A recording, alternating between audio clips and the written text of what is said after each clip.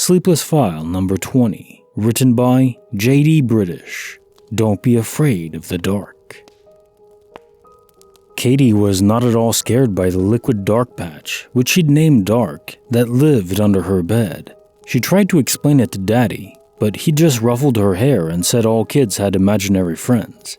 She said that Dark wasn't imaginary, that it was like velvet oil and real, but not like a person. Still, he didn't get it. She'd made her mean face at him, but he just laughed and kissed the top of her head. She couldn't stay mad at Daddy though. She told Dark later that day because he loved her and she loved him. She had no idea if Dark could hear. It didn't have ears or really any kind of face. It never communicated to her at all except for vague feelings. Katie wasn't sure if feelings counted.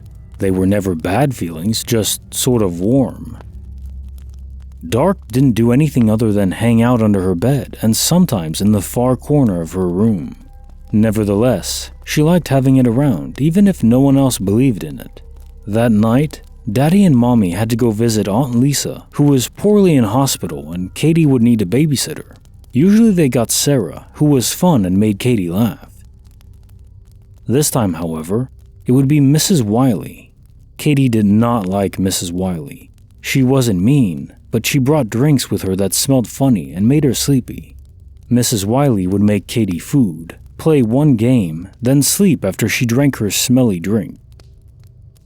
Katie was fairly sure Mommy and Daddy didn't know about the smelly drink, and she wondered if she should mention it, but so far she hadn't. That night, Mrs. Wiley had brought Brian, her grown-up friend, which she'd only done twice before. Katie was scared of Brian.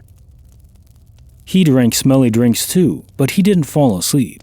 He would stare at her and smile. Not a good smile though, and Katie knew instinctively to keep out of his way when he smiled like that. Later, after Mrs. Wiley was snoring audibly on the sofa, and Katie was in bed, in her favorite pajamas, the ones with Peppa Pig, she heard footsteps. Brian crept slowly into the room, illuminated by Katie's nightlight. He blinked in surprise, seeing her still awake. "Came to make sure you were asleep, little miss." Katie thought, "Liar," but stayed quiet although her heart was beating very fast in fear.